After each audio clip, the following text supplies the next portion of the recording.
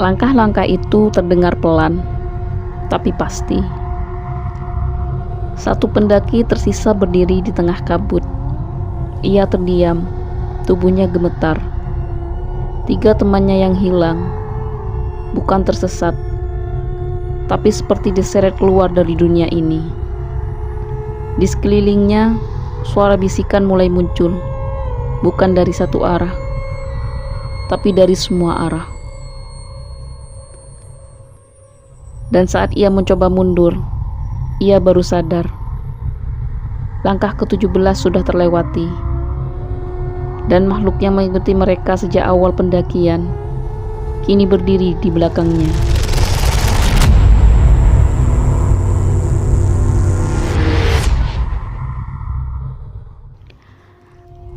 Ada 4 anak muda berdiri di depan base camp, di bawah langit yang mendung.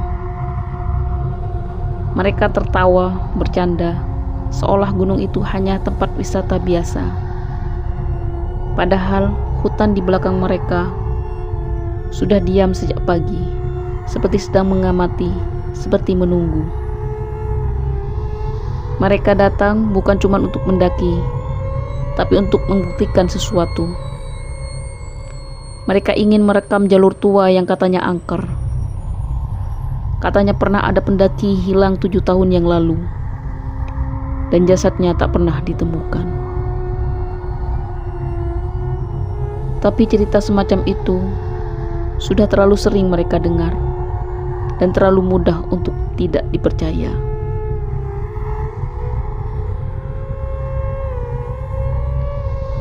Arga 27 tahun. Ia yang paling tua dalam pendakian ini. Langkahnya yang tenang, sorot matanya yang tajam. Ia yang merencanakan pendakian ini bukan sekedar hobi, tapi proyek dokumenter pribadi. Ia menyusuri jalur yang dilupakan, jalur yang punya cerita. Ia bercerita kepada temannya bahwa ia ingin membuktikan tidak ada sesuatu yang angker di dunia ini. Di sebelahnya ada Farel, 24 tahun. Mulutnya yang tak pernah diam, kamera yang tak pernah lepas dari tangannya. Dia pemburu konten. Semakin menyeramkan tempatnya, semakin ramai penontonnya. Intan, 23 tahun. Pendiam, tenang, dan pengamat yang tajam. Ia tak banyak bicara, tapi suka mencatat hal-hal yang kecil.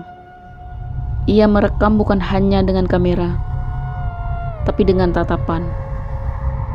Dan entah kenapa, sejak dari bawah, ia sudah merasa ada sesuatu yang aneh. Dan yang paling muda, Raka, 21 tahun. Ini pendakian pertamanya. Langkahnya yang masih ragu, tapi semangatnya tinggi. Dia percaya selama bersama semua akan aman.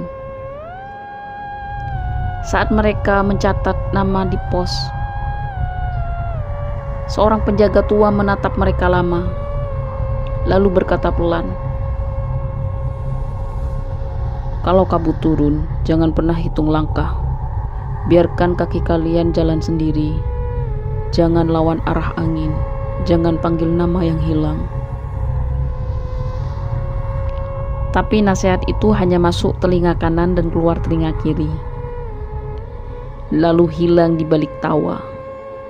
Mereka naik tanpa tahu bahwa malam pertama di jalur tua itu akan mengubah segalanya.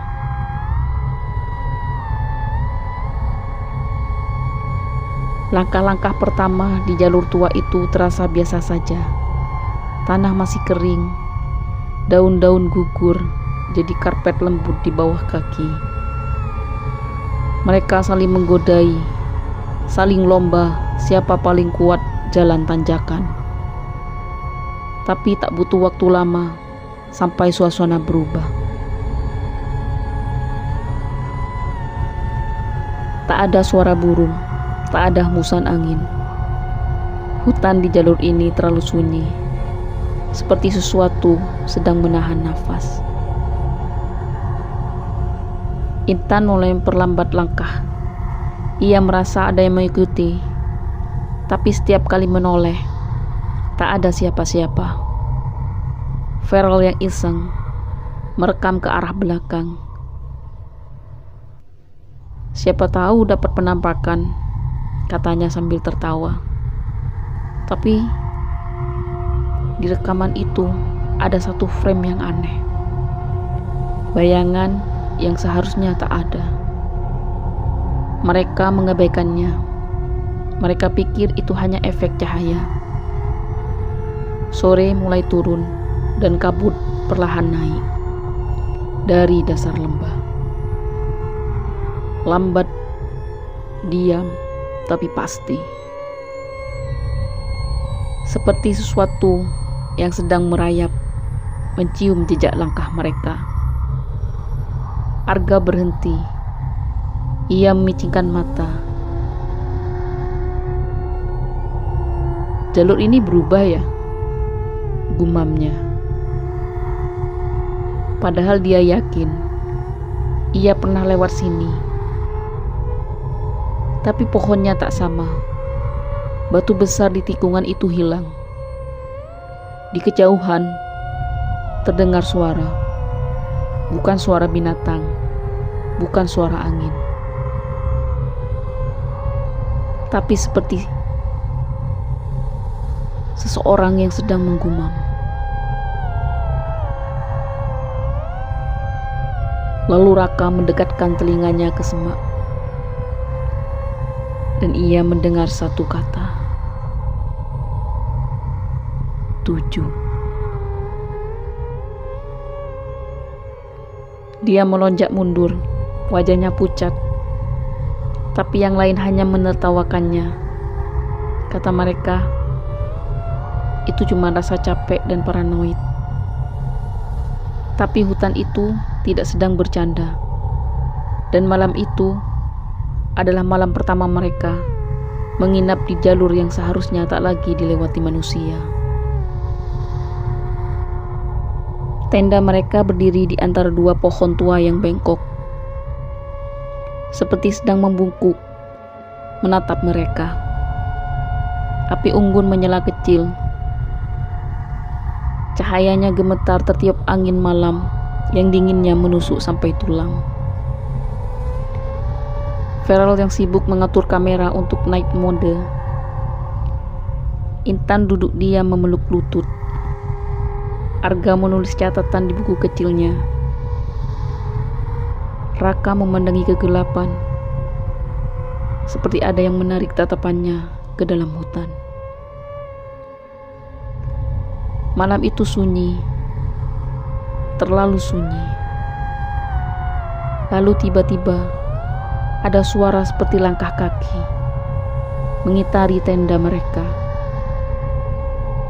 Tapi saat senter dinyalakan, tidak ada siapa-siapa. Dan entah kenapa, saat subuh menjelang, salah satu tenda terpotong seperti digunting. Mereka berpikir itu tikus atau angin. Tapi Intan yang bangun paling pagi melihat jejak kaki satu baris mengelilingi tenda. Dan jejak itu kecil, terlalu kecil untuk ukuran manusia dewasa.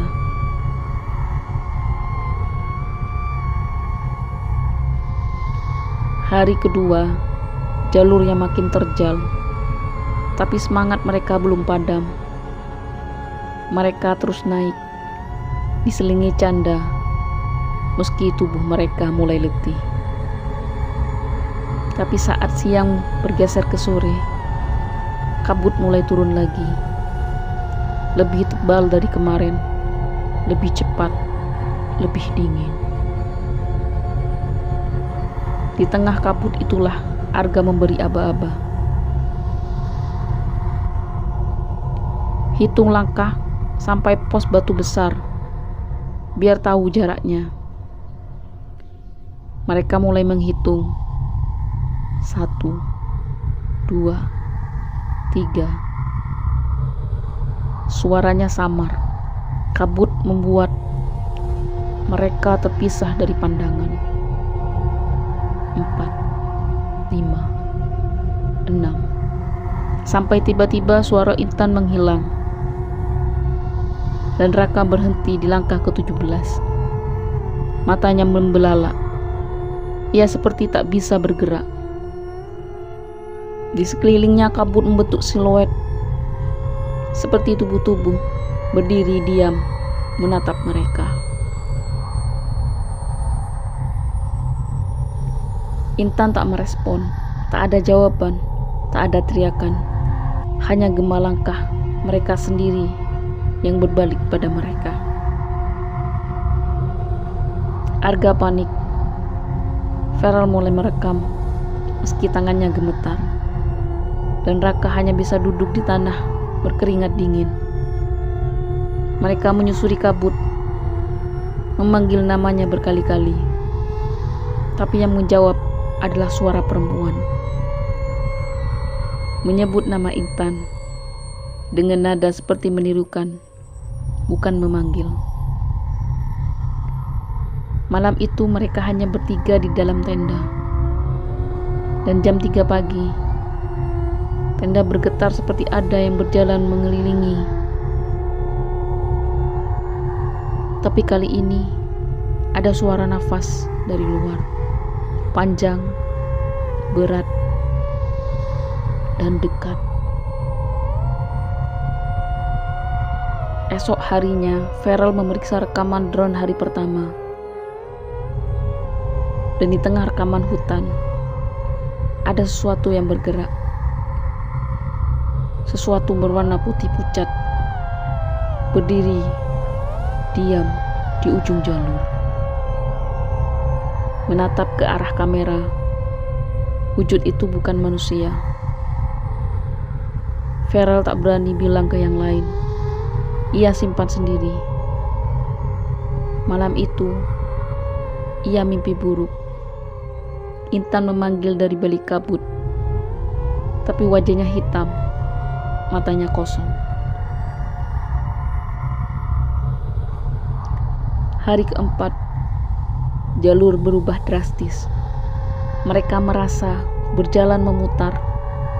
Arga yakin mereka dilewatkan jalur yang sama berkali-kali. Lalu di sebuah pohon, mereka menemukan sesuatu.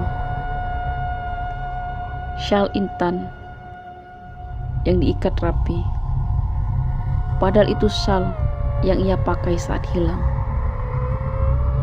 Raka ingin turun, tapi Arga keras kepala.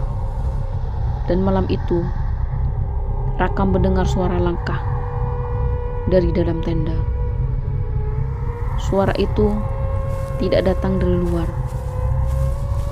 tapi dari balik tenda yang tertutup rapat.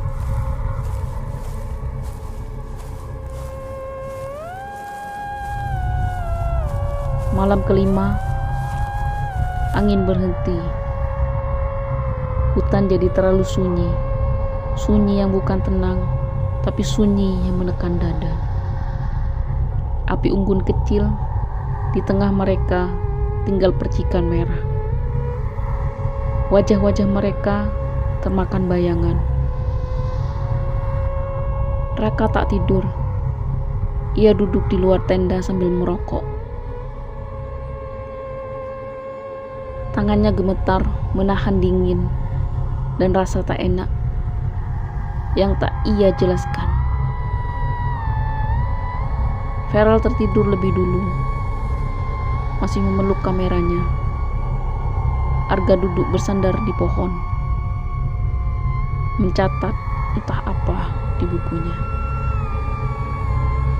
Dan di antara kesunyian itulah terdengar sebuah suara perempuan menangis dari dalam hutan. Bukan jeritan keras, tapi lirih, lambat laut, seperti berasal dari sangat jauh,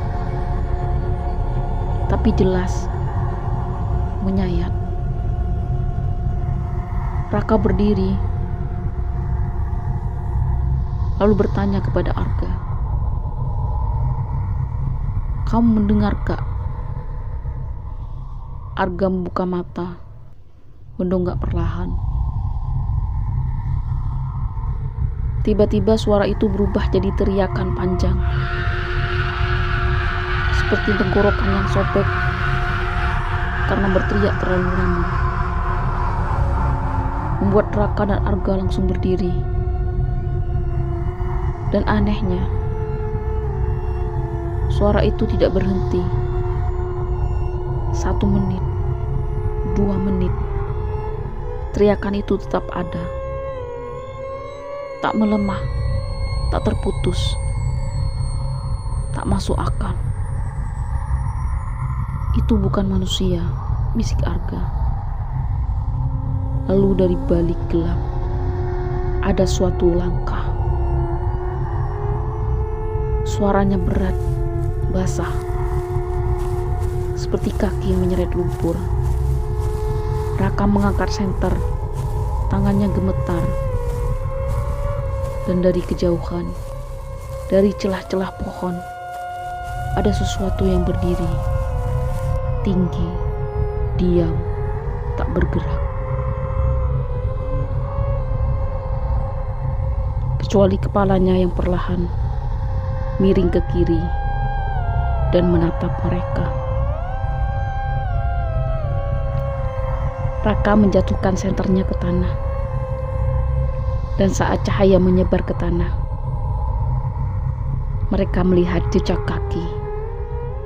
Banyak, bahkan puluhan, mengelilingi tempat mereka berdiri. Jejak itu kecil-kecil, tidak memakai alas, dan semuanya mengarah ke mereka. Mereka berlari masuk ke dalam tenda, menutup resleting dengan tergesa-gesa. Teriakan itu masih terdengar, tapi kini lebih dekat. Lalu hening seketika. Tidak ada suara, seperti dunia menahan nafas. Dan saat mereka berpikir semuanya sudah selesai, dinding tenda perlahan ditekan dari luar. Bekas tangan terlihat mendorong dari segala arah. Banyak tangan, seolah-olah sesuatu atau banyak hal yang ingin masuk.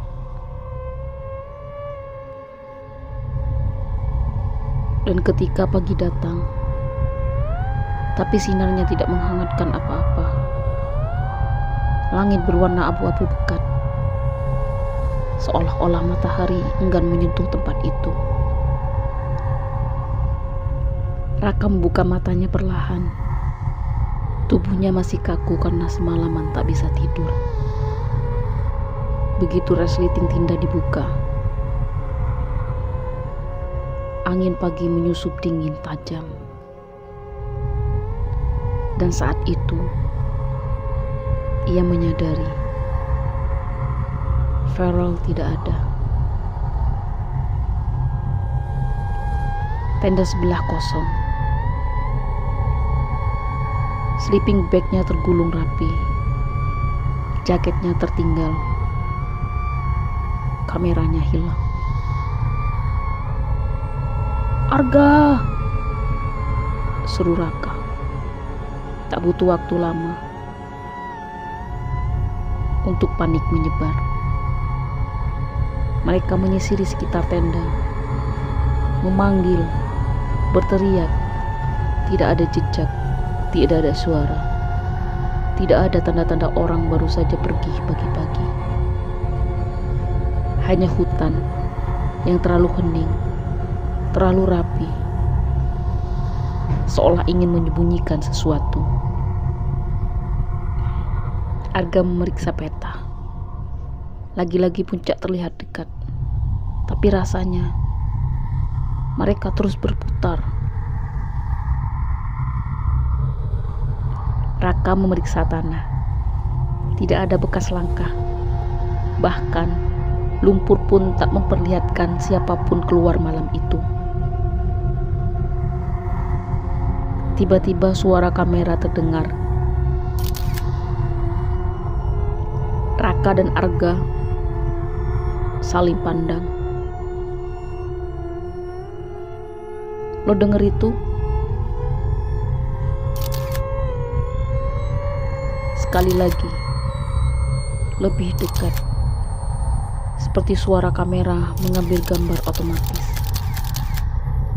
Tapi dari mana? Mereka mengikuti suara itu, melewati semak yang menjuntai seperti tangan-tangan kecil. Dan di balik pohon besar, mereka menemukannya. Kamera Farel tergantung di dahan, menghadap ke arah hutan. Masih menyala, masih aktif, masih memotret.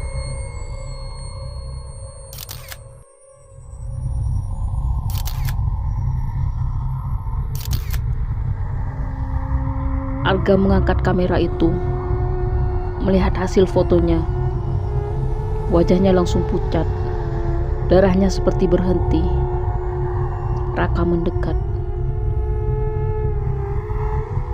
Di dalam kamera, foto terakhir adalah Farel, tapi wajahnya tidak terlihat jelas. Ia berdiri di antara pepohonan. Tubuhnya condong ke depan, matanya gelap, dan di belakangnya ada bayangan hitam besar yang tidak berbentuk, seperti asap, seperti makhluk, seperti sesuatu yang tidak seharusnya ada. Dan foto itu diambil barusan. Raka menjatuhkan kamera itu. Nafasnya tercekat. Arga tak berkata apa-apa. Ia hanya menatap ke arah hutan. Dan untuk pertama kalinya, ia terlihat takut. Mereka tidak bicara sepanjang perjalanan kembali ke tenda. Langkah kaki hanya terdengar samar, tenggelam oleh gemericik dedaunan kering dan desir angin. Raka menunduk. Jantungnya berdetak cepat, tapi pikirannya lebih kacau dari sebelumnya. Arga berjalan di depan, terlalu cepat, seolah ingin lari dari kenyataan, atau mungkin dari sesuatu yang lain. Dan ketika mereka tiba kembali ke area tenda, ada yang tidak beres. Sleeping bag Farel terbuka. Jakarnya sudah tidak ada. Dan seseorang sedang duduk di atas log kayu dekat api unggun, membelakangi mereka. Arga menahan nafas. Raka berhenti melangkah. Farel. Suara Arga nyaris tak terdengar.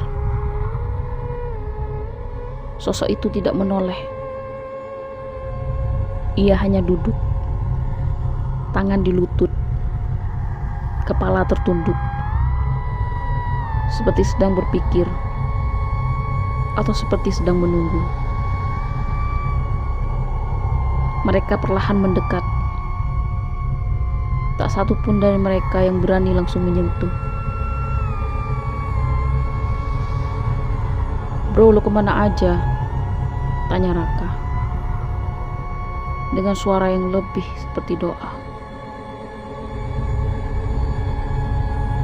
Farel akhirnya menoleh perlahan. Dan saat mereka melihat wajahnya, dunia terasa berhenti. Wajah itu mirip Farel, tapi ada yang salah. Sorot matanya kosong, seperti kaca yang memantulkan cahaya, tapi tak menyimpan makna. Senyumannya tipis, terlalu simetris, terlalu dibuat-buat, dan lehernya ada bekas hitam, seperti bekas dicekik. Arga melangkah mundur. "Farel, lo nggak apa-apa kan?" Sosok itu tak menjawab, hanya duduk dan terus menatap. Matanya tidak berkedip. "Lo kenapa diam aja?" bentak Raka, setengah panik. Dan saat itulah Farel berdiri. Kepalanya terhuyung seperti boneka. Kemudian ia berkata dengan suara yang tidak seperti sebelumnya, "Satu lagi." Hanya itu. Lalu ia berjalan menjauh, masuk ke hutan. Langkahnya berat, tidak wajar, seperti seorang yang mencoba memakai tubuh yang bukan miliknya. Raka mengejar, Arga menahan, tapi jejak Farel menghilang begitu saja di balik kabut. Tak ada bekas, tak ada suara, seolah dia tak pernah ada. Arga dan Raka akhirnya sepakat harus turun, tapi arah kembali terasa salah. Setiap jalur yang mereka pilih seolah membawa mereka lebih dalam. Pohon-pohon semakin besar, akar menjulur seperti tangan yang hendak menjegal. Sampai akhirnya mereka menemukan celah di antara batu-batu besar. Lubang sempit menganga seperti mulut. Di sekitarnya tanahnya becek dan licin. Ada jejak sepatu, mirip sepatu milik Farel. Tanpa bicara, mereka menyusuri lubang itu. Senter di tangan Arga bergoyang tak stabil, menyinari lorong bebatuan yang semakin menyempit. Bau tanah bercampur busuk menyambut mereka. Dinding lembab, seperti terlihat coretan merah pudar, tulisan Latin, goresan tangan, simbol-simbol aneh, seperti yang dulu hanya mereka lihat di forum-forum mistis. Tiba-tiba Raka berhenti. Di hadapannya sebuah ruang terbuka berbentuk bundar. Di tengah ruangan itu ada altar tua terbuat dari batu hitam, licin, dan di atasnya ada benda-benda aneh. Potong rambut, kuku, tulang jari, semua kering, semua tertata. Dan di dinding sekitar altar terpasang foto-foto pudar usang, tapi semua menampilkan hal yang sama. Orang-orang mendaki lalu menghilang satu persatu. Wajah dalam foto itu terlihat familiar, dan akhirnya mereka menemukan foto Farel. Dan yang lebih mengerikan lagi, foto mereka berdua, tapi fotonya diambil dari belakang saat mereka mendaki. Arga menjatuhkan senternya. Bayangan di dinding menari liar, dan dari arah lorong di belakang Terdengar langkah kaki yang banyak, berat. Raka menggenggam bahu Arga. Lari! Tapi sebelum mereka sempat bergerak, altar itu bergetar seperti bernafas. Dan suara berat terdengar seperti dari perut bumi. Langkah 17 belum lunas. Mereka berlari, tak peduli batu-batu tajam menghantam kaki, tak peduli lorong sempit yang mencakar kulit mereka, tak peduli bayangan di belakang yang semakin dekat, seolah-olah mengejar, seolah-olah menuntut. Suara langkah itu tidak datang dari satu arah, tapi dari segala arah. Lorong yang sempit kini terasa hidup. Dindingnya bergetar, seperti ada jantung yang berdetak di balik tanah. Mereka keluar dari lubang itu dengan nafas tersegal. Lumpur menutupi tubuh, tapi hutan yang menyambut mereka bukan lagi hutan yang sama. Langitnya abu-abu, kabutnya terlalu tebal, dan semua jalur hilang. Tidak ada jejak, tidak ada suara alam, hanya sunyi dan satu suara samar, seperti bisikan dari balik kabut. Tinggal satu langkah lagi. Raka jatuh terduduk, menangis. Arga berdiri membisu, menatap sekeliling seperti orang kehilangan akal. Hutan ini menelan mereka, bukan dalam sehari, tapi perlahan, seperti kutukan yang bekerja dalam senyap. Hari berganti, minggu berlalu. Tim SAR naik dan turun, tapi tak pernah menemukan satupun dari mereka. Hanya sebuah kamera ditemukan dekat pos pertama.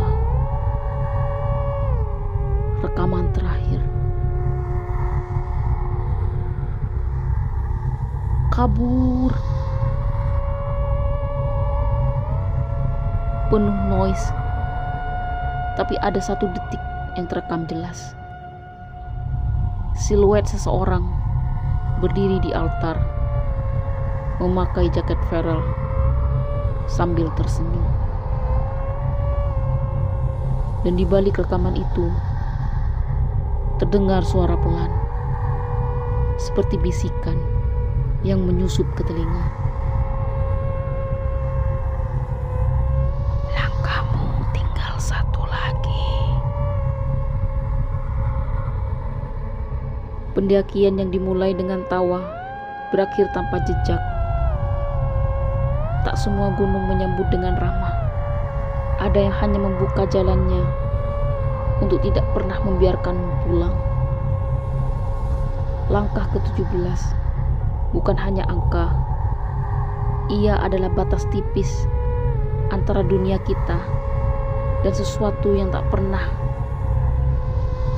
ingin kita kenal. Gunung itu masih berdiri,